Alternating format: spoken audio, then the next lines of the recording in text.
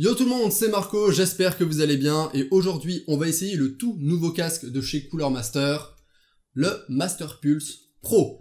Et on va rentrer directement dans le vif du sujet. Est-ce que je vous le conseille et le recommande? Non. Allez. Ah ciao, bonsoir. Aziz, lumière s'il te plaît. Jean-Michel Caméra, tu peux couper également. Ça c'est plié. Hop hop hop. Quoi? Hein? Comment ça vous voulez des détails? Non. Wow. Non mais le chantage quoi. J'hallucine. Non mais c'est bon, ok, je vais vous donner mon avis, vas-y. Allez vas-y Jean-Kevin, balance l'intro là, ils m'ont saoulé.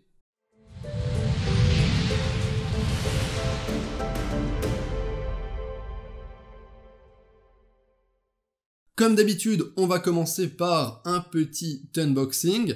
Donc la boîte est plutôt belle. La façade avant donc s'ouvre et permet d'avoir un petit aperçu du casque. On retrouve également des informations qui sont assez générales à l'arrière et on a une petite vue éclatée du produit. À l'intérieur, vous allez retrouver le casque, un manuel d'utilisation et le boîtier de contrôle qui est directement relié au casque. L'emballage est assez standard et j'ai eu un tout petit peu de mal avec le plastique qui fait un petit peu pauvre, mais ça c'est un petit détail. Bon, je vous l'accorde, il est plutôt beau. L'armature en aluminium et le design des oreillettes lui donne un look gamer très sympathique. Les finitions sont excellentes, j'ai rien à redire là-dessus, on voit que le casque est très bien construit. La structure en métal avec l'arceau lui rajoute un petit peu de solidité. Le seul truc c'est qu'on a le même défaut qu'on avait sur l'HyperX Revolver, à savoir que ça résonne au niveau de l'arceau quand on tape dessus. Mais ça, encore une fois, c'est un petit détail. Dès la première prise en main, on sent que c'est un casque avec une très bonne solidité et une très bonne robustesse, qui va vraiment bien encaisser les chocs, qui va être durable, qui va vraiment pas se casser facilement. Comme vous pouvez le voir, il se déforme tranquillement, il résiste bien à tout ça, mais c'est également un point qui va jouer en sa défaveur. Comment la robustesse d'un casque peut-elle devenir un défaut? Eh bien justement les amis, parce qu'il est trop rigide. Et malgré les coussinets en simili-cuir qui sont assez confortables, le bandeau ajustable avec de la mousse à mémoire de forme, eh bien c'est pas un casque que je pourrais garder pendant 2-3 heures. Il a beau être léger avec 330 grammes au compteur, je le trouve lourd sur la tête. Les oreillettes qui font 44 mm recouvrent assez bien les oreilles, mais exercent aussi trop de pression pour que je trouve le casque vraiment confortable.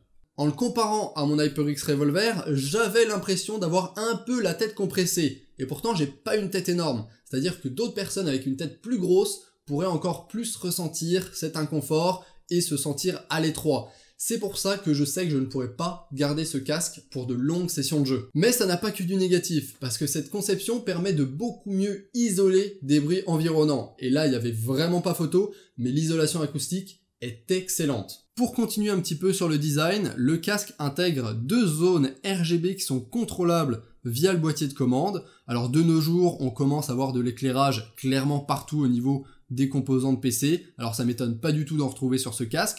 Et je trouve que sur ce Master Pulse, justement, il reste assez discret tout en permettant de rajouter une petite touche personnalisée. À savoir qu'il y a un software qui est en train d'être développé par Cooler Master pour aller avec ce casque, qui permettra de modifier encore un petit peu plus, par exemple, l'éclairage RGB. Pour la suite, ça a été assez compliqué pour moi de trouver des points positifs pour ce Master Pulse Pro, je dois l'avouer.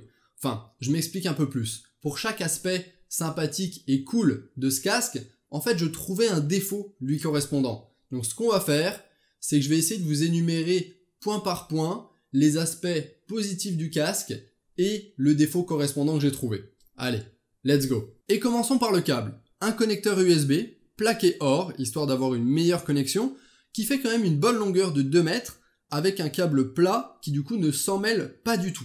Le problème lié à ça, l'absence d'adaptateur jack. On ne peut pas détacher le casque du boîtier de commande et par exemple l'utiliser avec son téléphone, avec une tablette, etc. La seule connectique possible, c'est l'USB, ce qui en fait un casque exclusivement utilisable sur PC. Vous pouvez pas l'utiliser sur console, vous pouvez pas l'utiliser avec votre smartphone, vous pouvez pas le traîner dehors dans la rue pour le prêter à quelqu'un qui voudrait l'utiliser avec une tablette, etc. Et je trouve que c'est quand même un gros défaut. Parlons ensuite du micro, qui en fait est caché dans l'oreillette gauche du casque, hein. Il n'y a pas de stick, etc. Ce qui fait que ça va pas du tout gêner l'utilisateur. Ça, c'est un excellent point parce que je sais que souvent, quand je suis sur mon PC, des fois, je bois un truc, Je bois un chocolat chaud, je bois un thé, je bois un café, et puis même des fois je mange des trucs, des chips, des toasts, etc. Comme un bon joueur de PC, quoi. Et je sais que quand j'ai mon micro, ça me les brise parce que mon micro est toujours grosso modo à peu près devant ma bouche et ça m'empêche de bien manger. Donc ne pas avoir de stick et avoir un micro caché dans le casque, c'est plutôt pas mal. Le seul problème aussi, c'est qu'il est omnidirectionnel et c'est que du coup la qualité en est impactée. Un micro omnidirectionnel, ça veut dire que le son va être capté dans toutes les directions, ce qui peut être assez gênant, parce que si quelqu'un parle à votre gauche, à votre droite, si quelqu'un fait quelque chose derrière vous, vous allez potentiellement l'entendre. Vous tapez sur votre clavier devant, ça s'entend, etc. Et en plus, comme le micro n'est pas très sensible, souvent les gens vont avoir un petit peu de mal à vous comprendre. Et ici, vous pouvez voir un petit test de micro, et comme vous pouvez l'entendre, c'est assez médiocre. C'est-à-dire que pour des appels Skype, pour du TeamSpeak, etc., avec des potes, du jeu en mode casual, etc., ça peut faire l'affaire, on va vous comprendre, et tout. Mais par contre, ne pensez surtout pas faire des vidéos avec ce micro-là, ne pensez pas streamer avec ce micro-là. Même limite des appels Skype professionnels, ça va passer, mais ça va être tendu. Je penserais plutôt prendre un autre micro. Vous voyez que la qualité n'est pas vraiment au rendez-vous. On entend à peu près tout, c'est-à-dire que si je fais ça ici, vous allez l'entendre. Et vous allez l'entendre assez bien, même si je suis derrière. Donc c'est assez problématique au niveau de l'omnidirectionnel.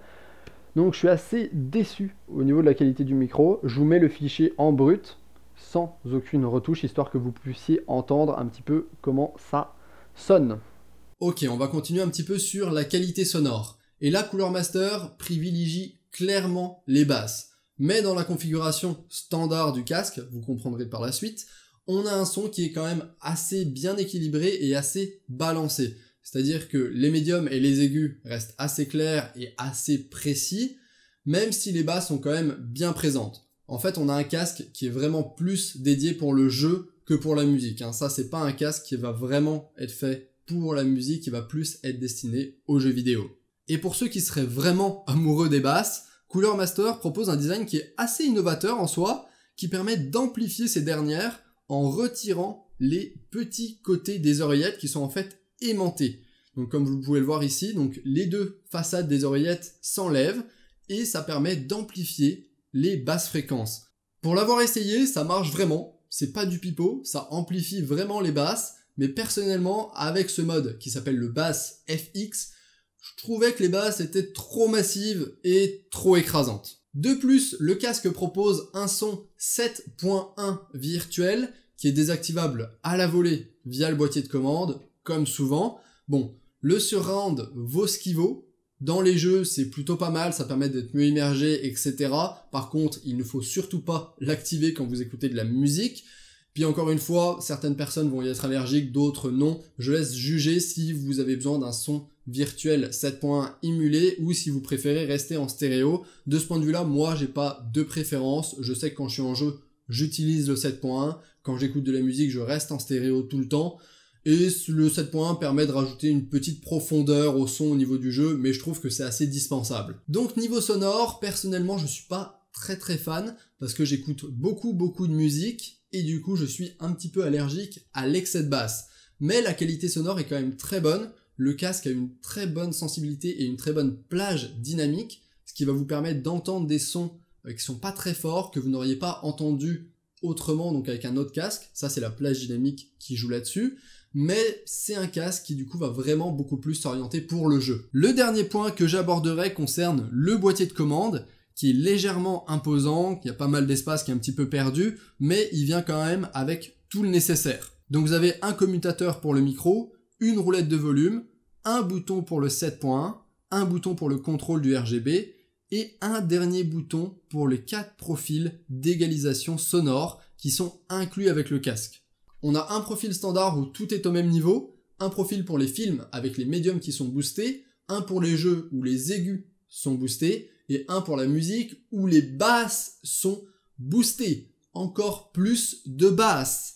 Comme vous pouvez le voir sur ce graphique de Cooler Master, quand vous mettez le mode Bass FX en retirant les bouts d'oreillettes plus ce mode d'équalisation paramétrique, vous avez genre une quantité infinie de basses. C'est trop pour moi. Là, clairement, je trouve qu'ils ont un peu abusé sur la quantité de basses. C'était genre énorme. Personnellement, j'utiliserais plutôt le boost au niveau des médiums pour la musique et le boost des basses pour le jeu. mais pas l'inverse.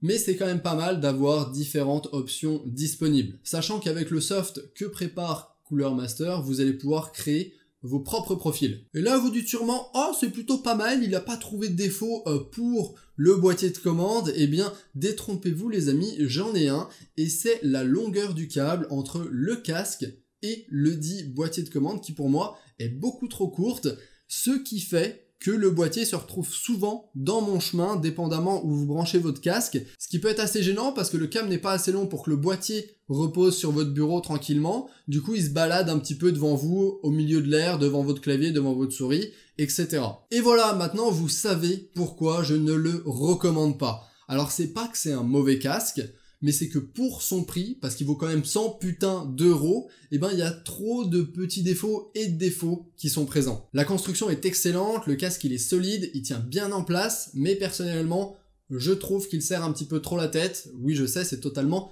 subjectif. Au niveau de la qualité sonore, la plage dynamique est très bonne, mais il y a un petit peu trop de basse pour moi, mais au moins on a le choix avec les différents profils et la technologie basse FX pour trouver le son qui nous convient. Le boîtier de commande permet de tout régler très facilement, mais on est limité à une connectique USB, ce qui est un petit peu dommage, et la qualité du micro est assez médiocre comme vous avez pu l'entendre. Si on compare ça à l'ancien CRS 500, donc qui est un ancien casque de chez Cooler Master, on est bien en deçà au niveau de la qualité du micro, ce que je trouve très très dommage. Pour un casque à 100 €, je trouve que dans ma conclusion, il y a beaucoup trop de mais pour que ce soit satisfaisant.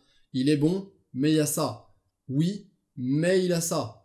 Ce qui fait que personnellement, je ne le prendrai pas, essentiellement pour la qualité du micro et le confort d'utilisation. Et voilà, c'est la fin de cette vidéo, j'espère qu'elle vous aura plu. En attendant, n'hésitez surtout pas à poser vos questions, laissez vos remarques en commentaire, likez si vous avez liké, dislikez si vous avez disliké, et comme d'habitude, moi je vous dis, à ciao, bonsoir.